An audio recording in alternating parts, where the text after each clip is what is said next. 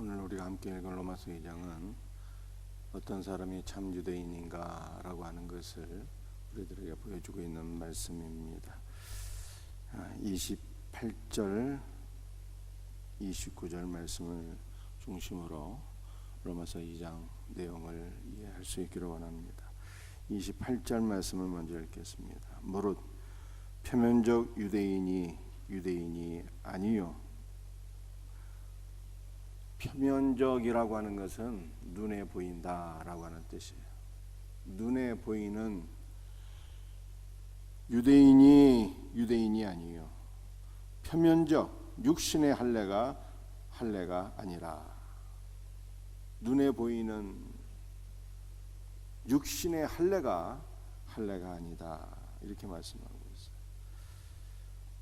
그렇다면 참 유대인, 참 할례는 무엇인가? 29절 말씀이에요. 오직 이면적 유대인이며, 이면적이라고 하는 단어는 표면적이라고 하는 단어의 반대 개념이 되겠습니다. 자, 그렇다면 이면적 유대인이라고 하는 것은 과연 무엇일까요? 할례는 마음에 할지니라고 말씀하고 있습니다.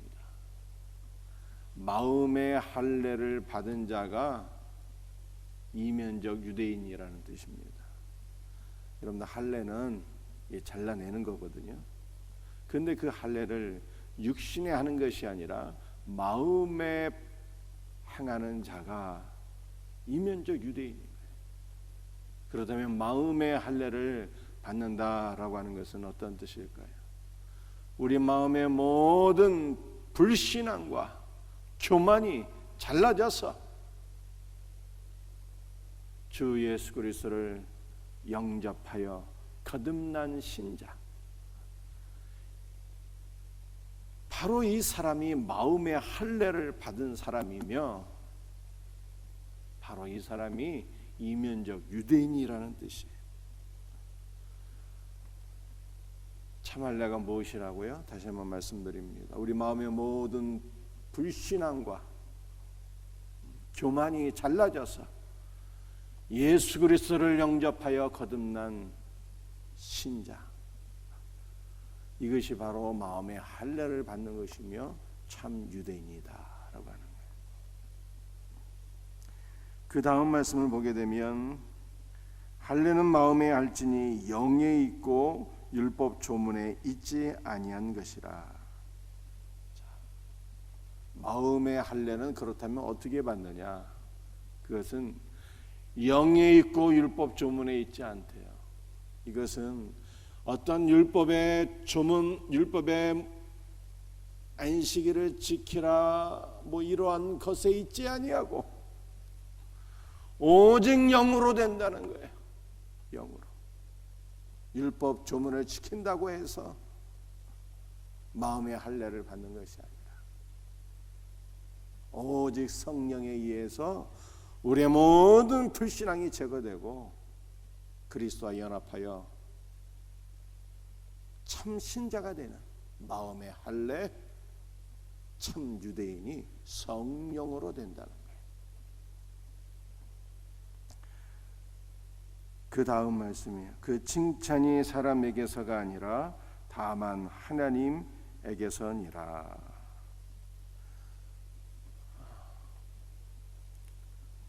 야곱이 아들을 12명 낳게 되는데요. 그 넷째 아들 이름이 유다입니다. 유다. 그런데 그 유다의 이름의 뜻은요, 찬양이에요. 찬양이라는 뜻입니다.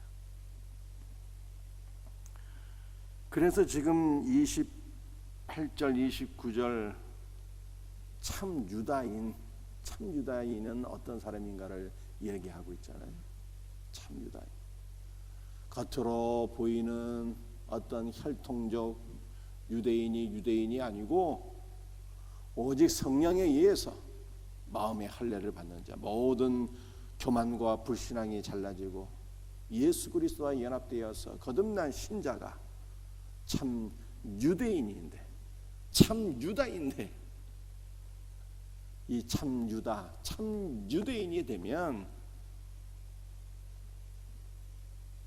하나님을 비로소 찬송하게 되고, 사람이 아니라 하나님을 찬송하게 되고, 하나님께로부터 참된 칭찬을 받게 된다는 뜻이에요. 표면적 유대인이 하나님 앞에 인정과 칭찬을 받는 것이 아니라 성령으로 거듭나게 되어서 이면적 유대인, 참 유다가 될 때 하나님께로부터 너는 참으로 내 아들이요 내 백성이라고 하는 칭찬을 받게 된다는 거예요. 유다가 찬양, 칭찬 이런 뜻이에요. 그런데 오늘 이 28절 29절에 이 유다인, 이면적 유대인이 성령으로 거듭난 자다라고 하는 것을 말씀드렸잖아요. 이 유대인을 우리가 표면적 유대인, 이면적 유대인을 조금 다른 각도에서 이 말씀을 한번 살펴볼 수 있기를 원합니다. 이스라엘 백성들을 지칭하는 용어가 성경에 세 가지가 나와 있어요. 하나는 이스라엘인, 이스라엘 백성, 두 번째는 히브리인, 세 번째는 유대인, 이 세 가지가 나와 있어요.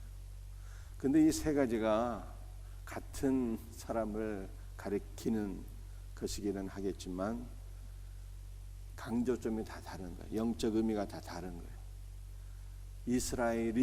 이스라엘은 어떤 뜻일까요? 이스라엘은 하나님을 전적으로 의지하고 하나님의 은혜와 생명으로 살아가는 자다라고 하는 뜻이에요. 자, 원래 이스라엘이라고 하는 이름이 어디서 생겨났습니까? 야곱의 새로운 이름이잖아요. 여러분들, 야곱은 사기꾼, 자기의 지혜로 사는 사람을 가리키는 거예요. 자기의 능력으로 사는 사람을 가리키는 거예요. 그래서 이 야곱이 일평생 자기의 능력과 자기의 수단과 방법과 지혜를 의지하며 살아가게 되었는데 20년 처가살이를 마치고 돌아오는 길에 자기 형 에서를 만나서 죽음의 위기에 봉착하게 되니 야복강 나루타에서 하나님을 만나서 씨름하게 되는데 그 위기를 해결할 길이 없어서, 죽음의 위기를 해결할 길이 없어서 살아계신 하나님을 만나고 그분을 전적으로 의지하게 됩니다. 주여 나에게 복을 주옵소서. 내가 결단코 주를 놓지 않겠나이다. 하도 매달리니까 하나님이 떠나셔야 되는데 떠나지를 못하는 거예요. 그래서 야곱의 환도뼈를 분질러 버렸잖아요. 여러분들, 이 환도뼈는 엉치뼈를 가리키는 것인데 엉치뼈가 분질러지게 되면 사람은 일어날 수도 없고 걸을 수도 없어요. 따라서 야곱은 이제까지 자기의 힘과 능력으로 살아왔지만 더 이상 자기의 힘과 능력으로 사는 자가 이제는 될 수가 없었어. 환도뼈가 부러져서 더 이상 자기의 힘과 능력으로 살지 못하는 야곱에게 하나님께서 새로운 이름을 허락해 주셨는데 그것이 바로 이스라엘이에요. 이스라엘은 하나님과 겨루어서 이겼다라고 하는 뜻도 되겠지만요, 하나님의 능력으로 사는 자라고 하는 원어적인 의미가 있어요. 하나님의 능력으로 사는 자. 그러므로 이스라엘 사람이라고 하는 것은 자기의 능력으로 사는 것이 아니라 하나님을 전적으로 의지해서 하나님의 힘과 하나님의 능력으로 사는 자다. 이러한 뜻입니다. 저와 여러분은 이스라엘, 참 이스라엘, 나의 능력으로 사는 자가 아니라 하나님의 능력을 의지하며 사는 참 이스라엘이 되기를 주 예수의 이름으로 축복합니다. 히브리인이라고 하는 것은 히브리는 건너다라고 하는 뜻이에요. 건너다. 그 이스라엘 백성들은 참 많이 건넜어요. 갈대아 우르에서 메소포타미아 강을 건너서 이스라엘로 오게 되었어요. 누가요? 아브라함이. 이 건너다라고 하는 것이 참 많이 있는데 다 설명할 수가 없어요. 하나만 설명하는 거예요. 아브라함이 하나님의 말씀을 따라서 갈대아 우르를 떠나서 메소포타미아 강을 건너서 팔레스타인으로 오게 되었어요. 이 건너다, 히브리는 건너다라고 하는 뜻이에요. 강을 건너다. 강을 건넌 자가 히브리인인 거예요. 그러므로 아브라함은 강을 건너서 다시는 돌아갈 수가 없게 되었는데 어디로 돌아갈 수가 없게 되었을까요? 갈대아우로. 세상 문화와 문명이 발생하고 번성한 곳이기는 하지만 그 땅은 세상을 가리키는 것이요 우상 숭배가 가득한 땅이에요.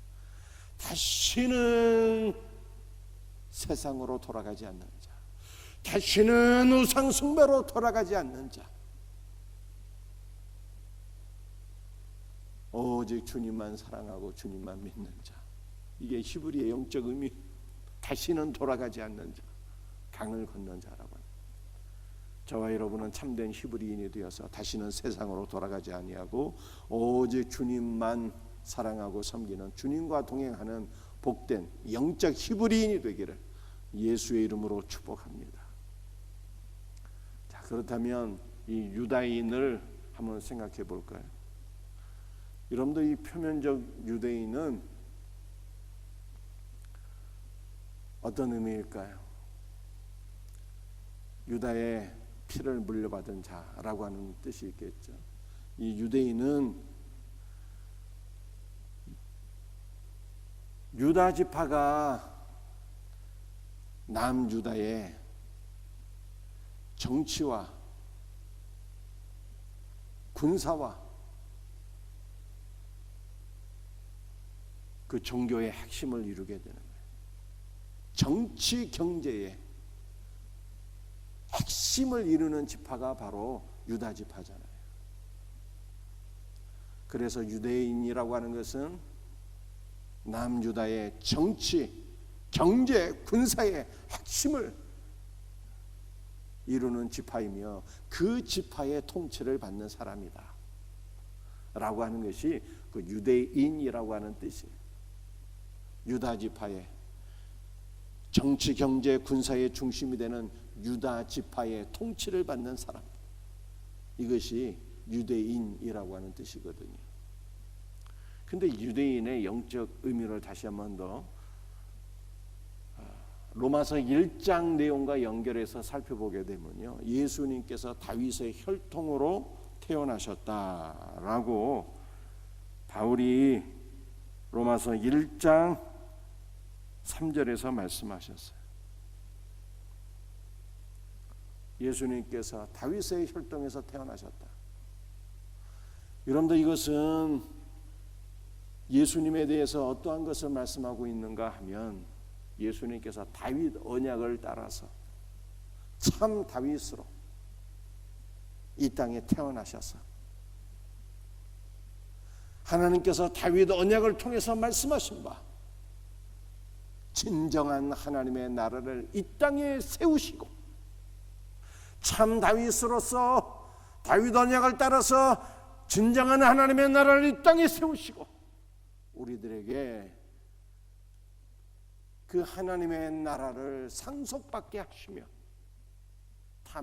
참 다윗이신 예수 그리스도와 함께 하나님의 나라를 통치하는 자가 되게 하시는 분, 이것이 바로 예수 그리스도시다라고 하는 거예요.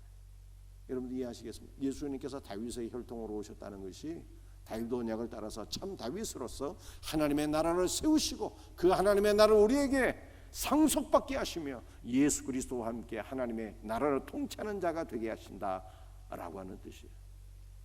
이 놀라운 은혜를 주시기 위하여 예수님께서 다윗의 혈통으로 우리에게 오신 거예요. 그런데 이 다윗의 혈통은 예수님께서 다윗의 혈통으로 오셨다는 것은요, 바로 유다 지파를 통해서 오셨다는 뜻이잖아요. 예수님께서 다윗의 혈통으로 오셨다는 것과 예수님께서 유다 지파를 통해서 오셨다는 것은요, 같은 말씀인 것입니다. 그래서 참 유대인은 어떠한 사람인가 라고 하는 것을 생각해 볼 때에 예수님께로부터 하나님의 나라를 상속받으며 예수 그리스도와 함께 하나님의 나라를 통치하는 자가 참 유대인인 것입니다.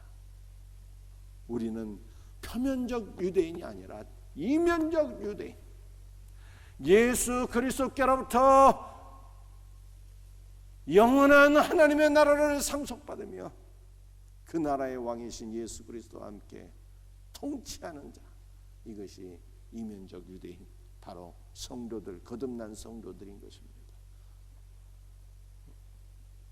이 놀라운 은혜를 주님께서 우리에게 주셨어요.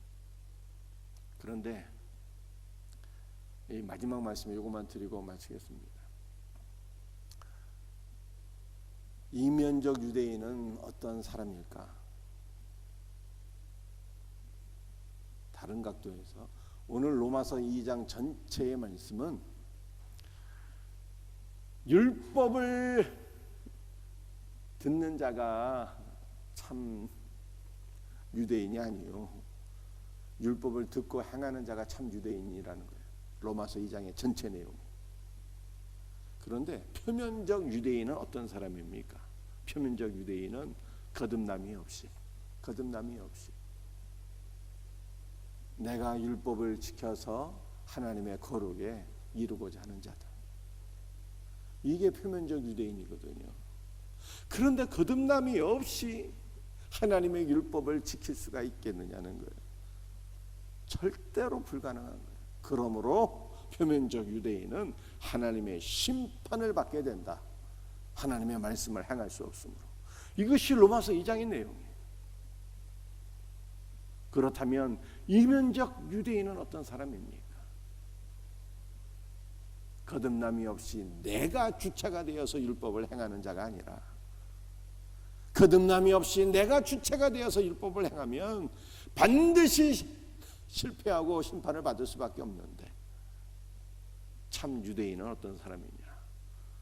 성령으로 거듭나서 내가 주체가 되는 것이 아니라 내 안에 생명이신 예수께서 주체가 되어서 나를 진리의 말씀으로 이끄시고 그 말씀 가운데로 행하게 하는 자,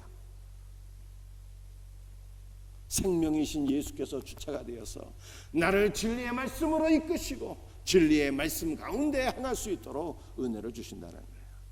이것이 진정한 유대인이에요. 이러한 유대인이 하나님께로부터 칭찬을 받게 된다는 거예요. 사랑하는 성도들이여, 우리는 이면적 유대인입니까? 이면적 유대인은요, 주체가 누구냐는 거예요. 주체가 나인 것은 표면적 유대인이고, 주체가 생명이신 예수님이면 이면적 유대인이요.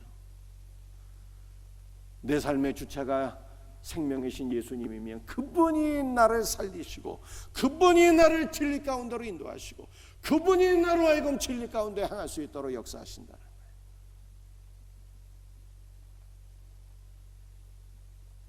생명이신 예수 그리스도께서 주체가 되는 성도가 되면 하나님께로부터 칭찬을 받게 되는 거예요. 이 놀라운 은혜가 우리 모두에게 있기를 주 예수의 이름으로 축복합니다. 기도하시겠습니다.